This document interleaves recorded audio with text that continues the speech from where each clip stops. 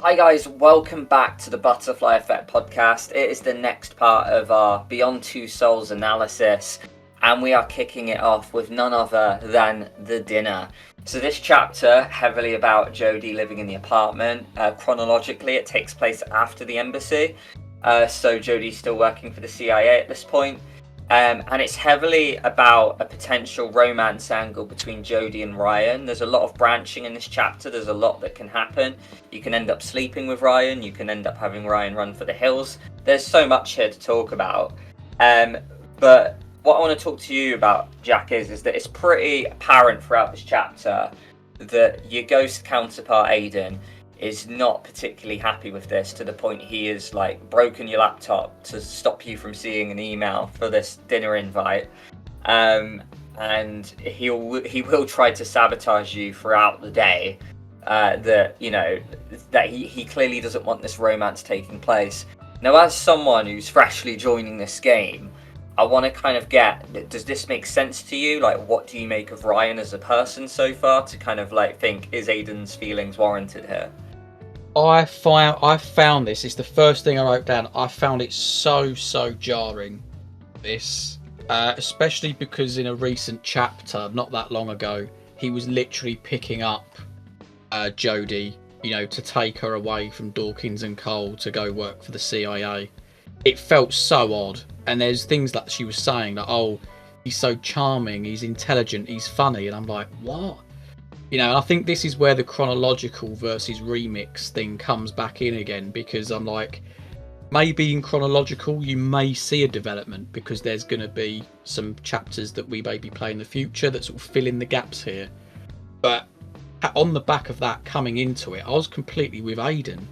Maybe not to the point where you're destroying personal property, because that would be an absolute ball ache. But I'm thinking, no, I completely agree with him, and I feel like I've actually wrote down that some of the choices that I would have made in this chapter as well, because I'm just so anti Ryan Jodie as a relationship, in my opinion. So yeah.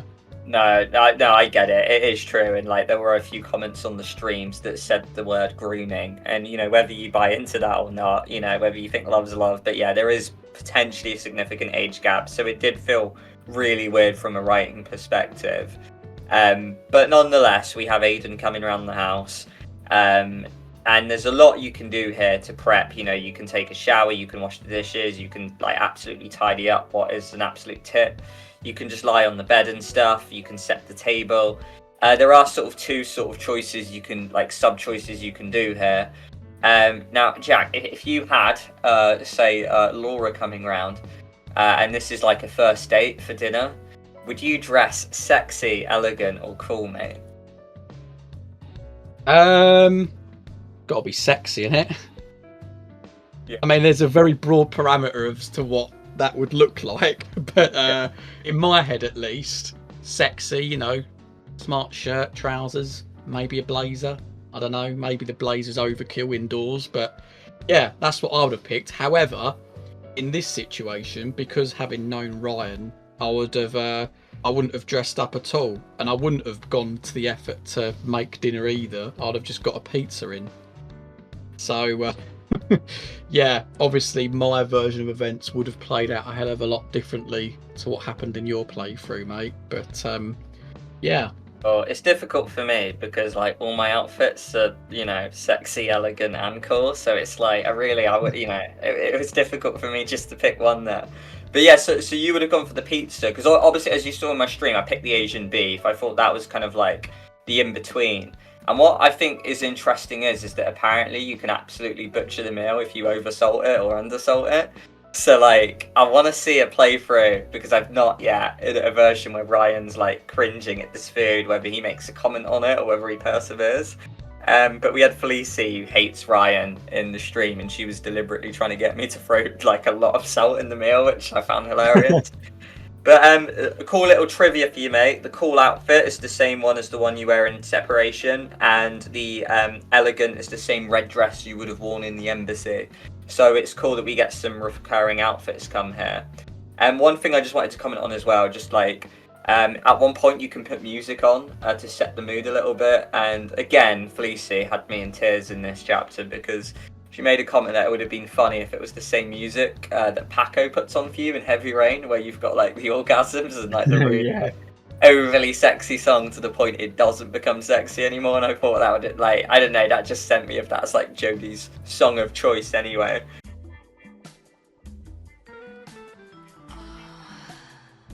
But either way, you know, while you're cooking and, you know, you're doing everything, Aiden goes to the effort where he'll like move chairs around and you have to clean that up. And one little thing, I don't know if you know this, but you know, at one point he kind of like fucks with the clocks a little bit, and then he'll like ring and you're like, oh, he's early. And then you can answer the door and there'll be no one there. And if you actually go outside to look around the corner to see if Ryan's just maybe like somewhere around, it actually turns out that Aiden was fucking with you. And he'll lock you out your own apartment. So yeah, I don't know what you make of that, mate. I personally love that because let's face it, it's not going to be something that's going to impact the entire plot, is it? But it's like a nice little bit of branching. Even what you were saying before with like screwing up the mill, and you have choices as well. Was like, do you get a shower or not? All these little things, like they're not going to amount to much, but it personalises your playthrough. But so what happens then is if you go outside and he locks you out, does that sort of end the chapter prematurely, or do you have to almost wait until Ryan shows up to your place but you're locked out? So Jodie will actually override the keycard thing and come back in, but this is the fascinating point, mate. Jodie uses powers without Aiden to get back in. So it almost hints at like telekinesis. So there's a broader subject here of like, does Jodie have powers even without Aiden? So something for you to chew on there, mate. So yeah, like I found that really fascinating. But yeah, so after, you know, like Aiden tries to mess you up again, and you know starts like ruining, like opening and like shutting cupboards and stuff, you will have Ryan that kind of sits down with you and they have like a bit of a chat, you know. Where Ryan will eventually confess his love for you. You have the option to kiss him at this point, mate. Now, one thing I just want to mention while we're talking about branching, that if you didn't know this, what's really interesting is that, and I'll talk about what happened on my blind playthrough, because this is exactly what happened. Now, do you remember the chapter before? I think it's called Like Other Girls, where you have to sneak out and you want to meet friends at a bar. You know, I left early because I wanted to kind of avoid the sexual assault themes. Well, if you was to stay at that bar, you will get sort of like, well, not, you know, attempted sexual assault by two chaps at the bar. One being the one that looks like Todd from Detroit Become Human. And it will give Jodie PTSD. Now, if you have PTSD and you go into this chapter, you cannot have a romantic outcome. Like, if there's any sort of kiss, Jodie kind of like freaks out and, you know, Ryan has to leave, basically. He'll be really respectful about it, but I just kind of wanted your take on that a major choice a few chapters back can have a bearing on this one that can stop you from getting that romantic angle.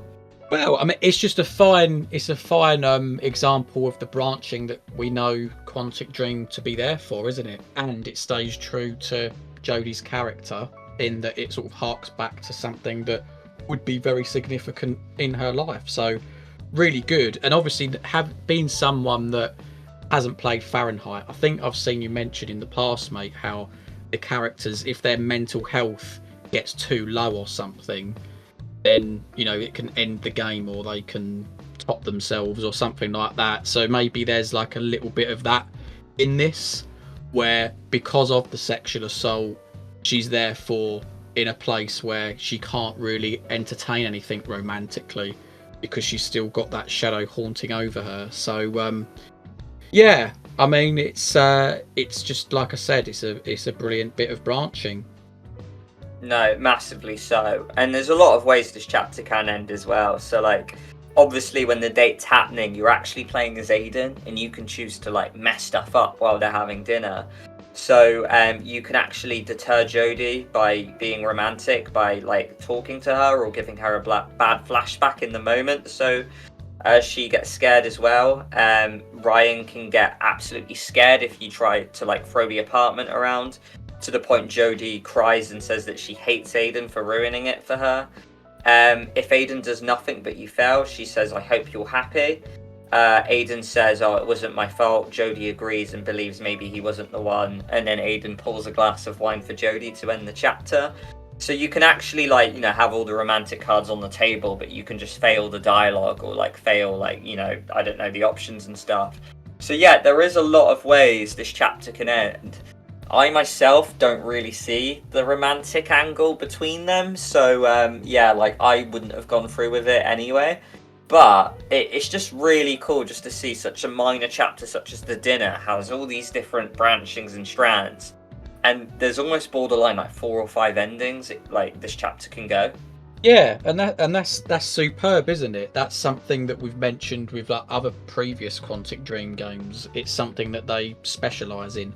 Whereas I think, you know, in the games in the past, we've said that there's something that's been too linear, and you get to a point where maybe you always get a certain ending, or there's very little branching.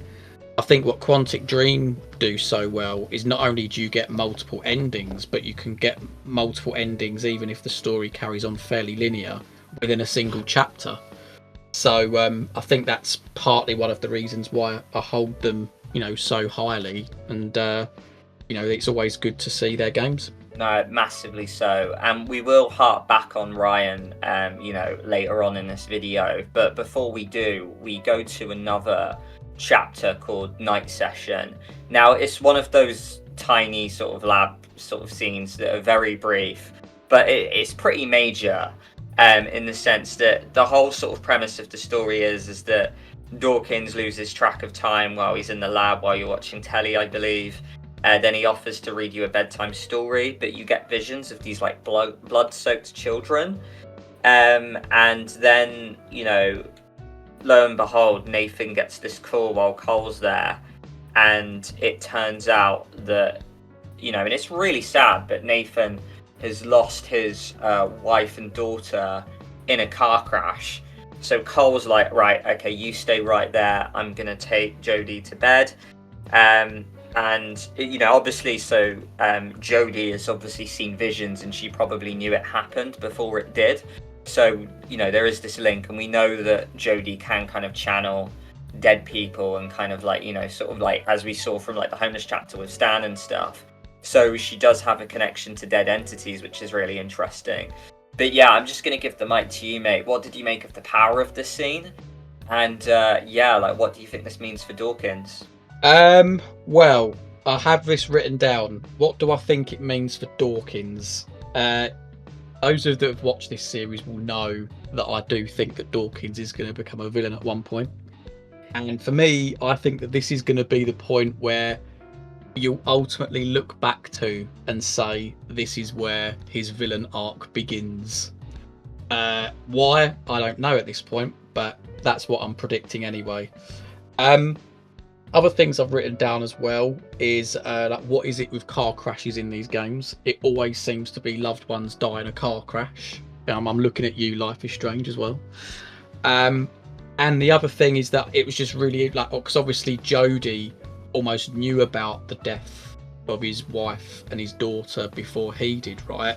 So again, it's like that impression that she has this power to be able to see into the future in some way, which then made me think of the film The Sixth Sense. And just like, if you've not seen the film The Sixth Sense, then just go watch it. It's a really good film. But other than that, I think it was literally the opening, mate. You mentioned something about the animation, how like it's another example of like the animations that David Cage uses from his class or something that he puts into his games, which is just a nice little Easter egg. Yeah, of course, because that got pointed out to me by one of our fans in the Heavy Rain, that apparently David Cage does have an animation studio, and I guess like the winning animation or one of the best ones or whatever will make it into the game. So it's just really cool to see that that is something they used to do, and I wonder if it's something that is still present in Detroit Become Human.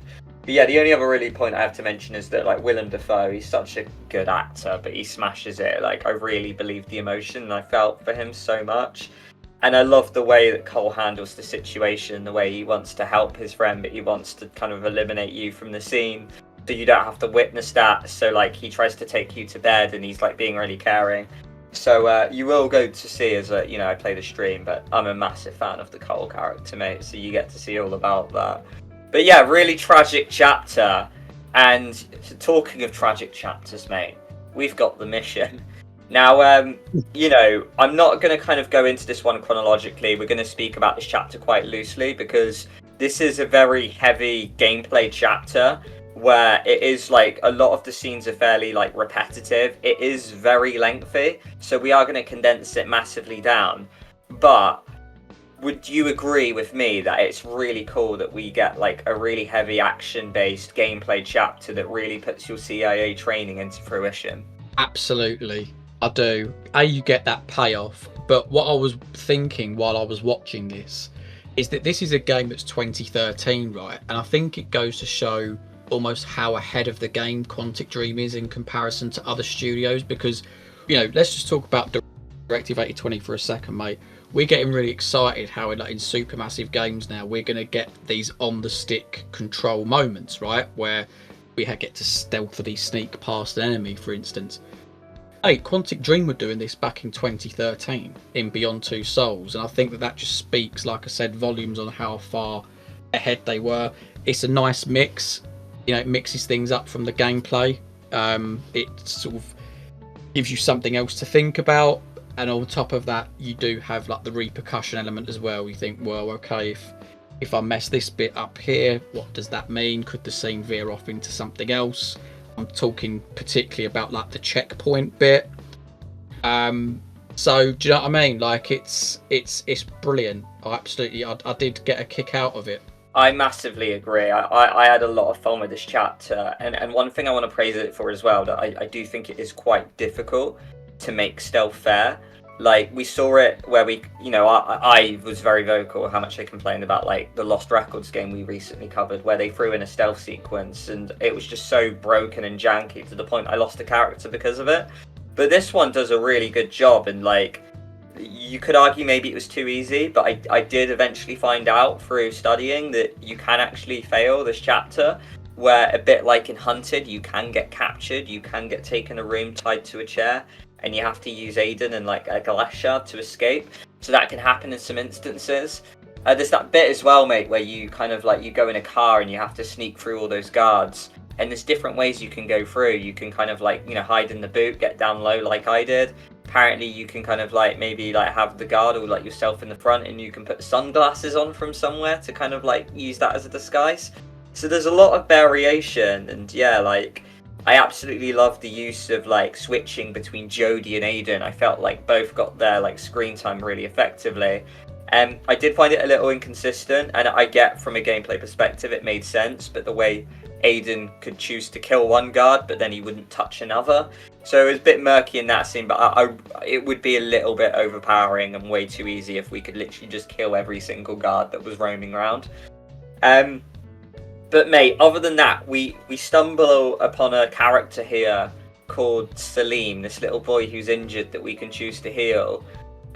Just take us through kind of like, you know, what goes down with Salim, mate, and what you made of having this like little companion that would help us. Sure, because he essentially becomes our little guide, doesn't he, throughout a certain section of the game. And I know you're curious to hear my view on this, or at least I did make a prediction. And boy, was I so close. But even like, it was not long after that we met him, and it especially grew when you know, when you like, you're with him, then you split up, and then I think you're in Aiden and you see that he's in the same building as the general, right? I had this idea and I was thinking, oh my god, I might actually be right. So my theory was that he was going to be the son of the general. So that it was going to be like this horribly tragic moment where, whether it's Jodie or, you know, if she got her own hands dirty, or, you know, however she killed the general guy, it was then going to be horrible because she then sees Salim's reaction and goes, oh my god, I've just killed the son, you know, of the general X, Y and Z. It's tragic. Obviously it wasn't the general, was it? It was the guy outside that you possessed. to ultimately go in and, you know, gun all of the people down. So there was a part of me who was a little bit proud of myself. So I was like, oh my god, like I was onto something there slightly, but I just picked the wrong person, mate. I thought he was going to be the son of the general. Weirdly enough, that's how I remembered it, because my memory of this game was pretty murky. And I went into this thinking, oh yeah, like that's the general's son. So, like, funny enough, your assumption was what I thought it actually was, and I've, like, seen the game once and played it another time. So, yeah, that's really funny that you've gone and thought that. And what's interesting as well is that, like, when you're Aiden and you're scoping out the final building where there's, like, you know, it's packed with guards and the general, that you actually can find Salim. And it's funny because I never did that before, so I had no idea you could see him before. And Jodie will have a little bit of dialogue acknowledging his presence. But I really like these scenes where, like, there's loads of guards around, you can choose who to possess, how to go about it, where to walk. They're like these really unique puzzle sequences, which, like, I haven't really seen too much in video games, to be honest. And it just massively sucks that I failed the motorbike QTE in Hunted, because, like, there's an even better one at that point where you get to control choppers and, like, you know, guards with snipers and stuff. So yeah, just, like, really massively cool scene. Before we kind of get to the big reveal at the end when we get back on the helicopter after we get saved, there is that really sort of scary scene where you are chased by an angry mob, and it's very reminiscent. If there's any Resident Evil fans out there, they'll probably know what I'm on about when I talk about Resident Evil 5 where there's an angry mob. Even Resident Evil 4 if you're a mega fan and you've played that game as well. But yeah, like, eventually you have to escape on a ladder. I never noticed this, mate, and it's kind of like the same in Homeless, but when she's shot in the leg, apparently there is an option at some point where you can actually try and commit suicide.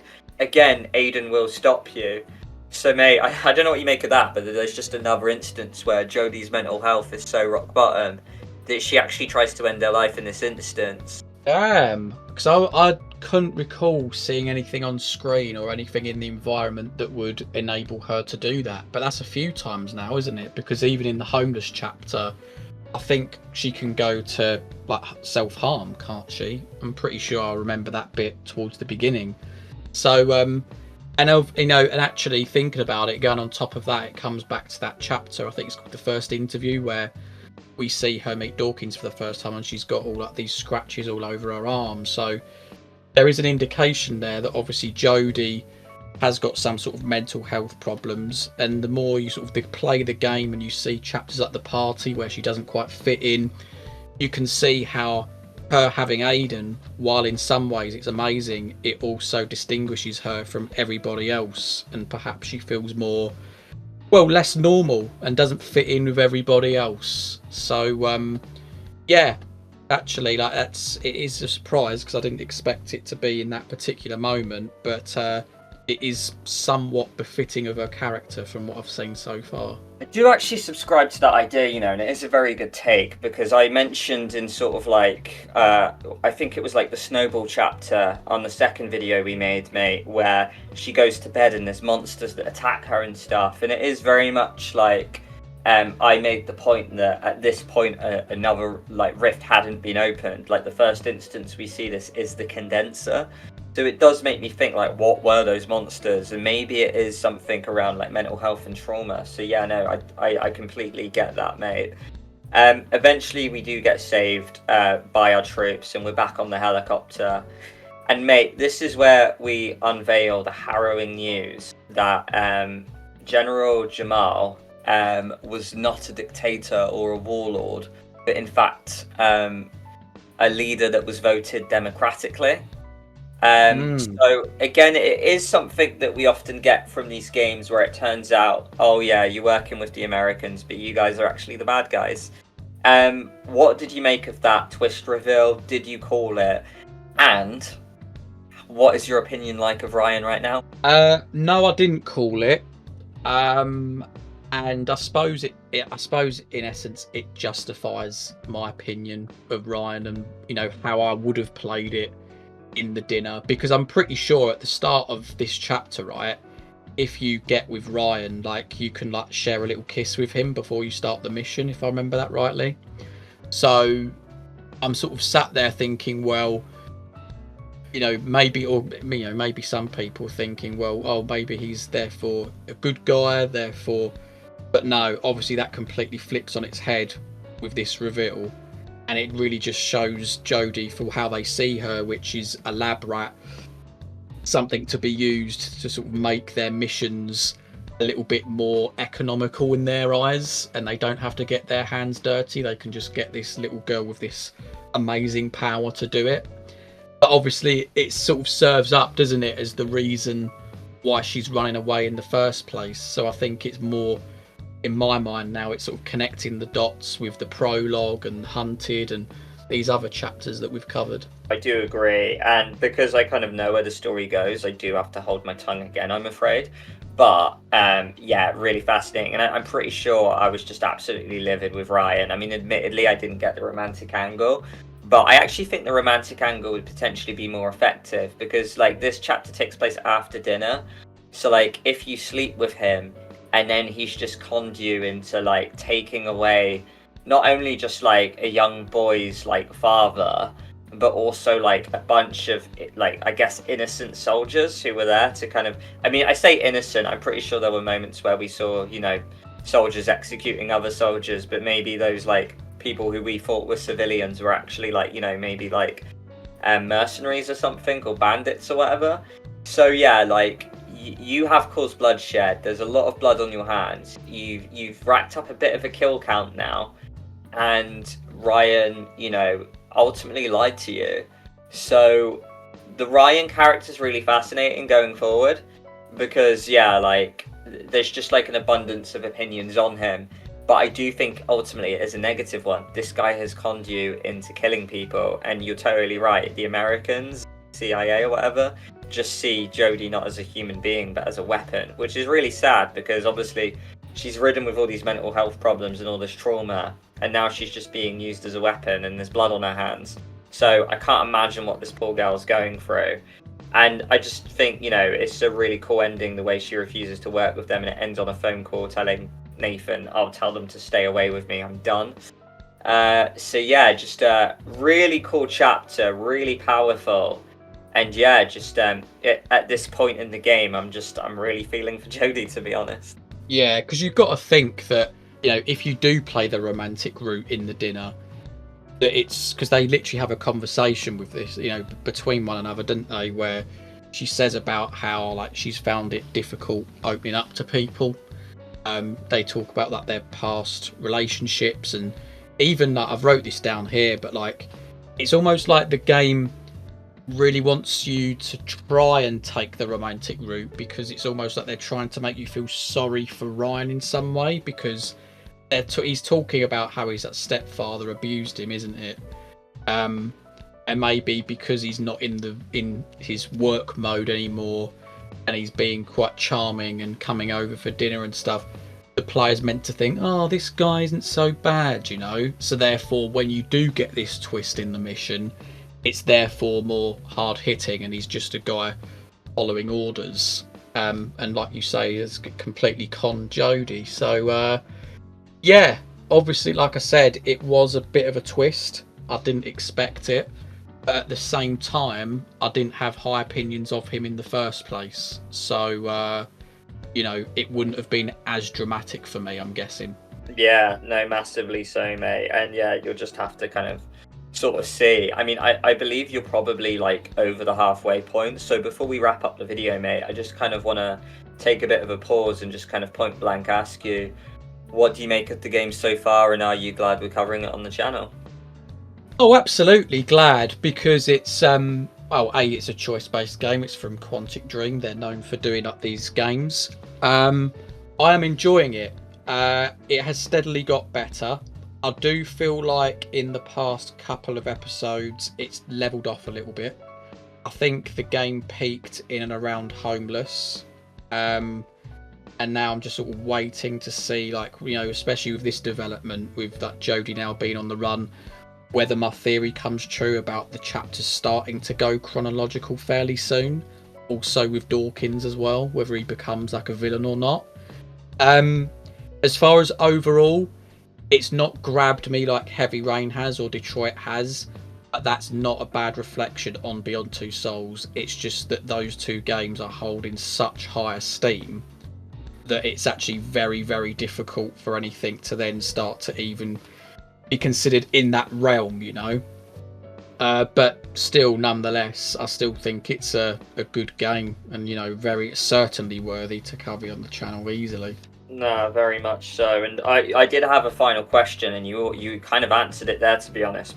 I was going to say, where does it kind of like rank, like at the moment, like with Heavy Rain and Detroit Become Human? Do you see it in the same bracket? Because you somewhat answered that, I'll rephrase it and I'll almost say or ask, do you reckon this game has the potential to beat Heavy Rain and Detroit Become Human if like the latter half completely suits you and they do some amazing writing? Ooh, I don't think so. I don't think so personally. Reason being is that there are some very good chapters in this game, but I feel like a lot of the chapters are sort of by the numbers. So you do still get some branching, you do still get some good things, but when I think of Heavy Rain, there's just Detroit and Heavy Rain are littered with fantastic scenes, fantastic moments, things that you can just, you know, spitball so many things out of. I do just wonder with Beyond Two Souls where certain ones, when you may be in the lab, they start to fall in the background a little bit. They become a little bit more forgettable. But again, it sounds like I'm going on to a negative here, but it's just that I don't think it's in that same bracket as those other two games because they are just top tier for me. I do get you, and I think maybe Beyond Two Souls tries to prioritize gameplay a bit more, because I think the gameplay with Aiden's fantastic. It's really polished. There's a lot of cool puzzle stuff and things you can do with that, and it's cool that you can do it in multiplayer. I think that's something that's maybe not spoke about enough. But I do agree, it's almost at the expense of the chapters and the locations. Because while Heavy Rain and Detroit Become Human would put us in a nightclub or in like this creepy warehouse or, you know, in a police station, here you're literally like, you know, you're just like in the labs one too many times. And often the labs will be quick 5-minute scenes which give you a major plot point, such as Dawkins' family's passed away or you're now being sent to the CIA. And they're quick little 5-minute breathers, and I wonder if they could have like done something a bit more monumental to weave those things in without it just being a bit like, okay, so this is what's happening, goodbye, we'll go on to a bigger chapter now. So I don't know if that's a fair point, mate. I think so. Yeah, I think so. And I feel like that, don't get me wrong, I'm not going to say that all of the big chapters are successes, but it wouldn't surprise me if they're the ones that ultimately stand out the most. So I know Hunted was slightly on the lengthy side, but I'm looking at more like Homeless. Even though I'm not necessarily a big fan of it, that Navajo one, again, you're just given a lot more time to settle into these sort of worlds and environments, to engage with the characters, to do different types of gameplay. And I think overall they're going to become more memorable. But I think on the whole, this game tends to have chapters that are more around like the 10 to 20 minute max side of things. And maybe they still sort of like fall into the background a little bit. And we'll park it there. So guys, thank you very much for those that stuck around and watched this whole video. So join us next week where we're going to be talking about the following chapters, and we're going to get Jack's fresh reaction for Beyond Two Souls. And please let us know in the comments, guys, did you know that like this person wasn't actually a warlord? Did you sleep with Ryan, and do you absolutely hate Ryan now knowing what he did to Jodie? So guys, hit that like button, subscribe, and we'll all see you in the next one. See you later.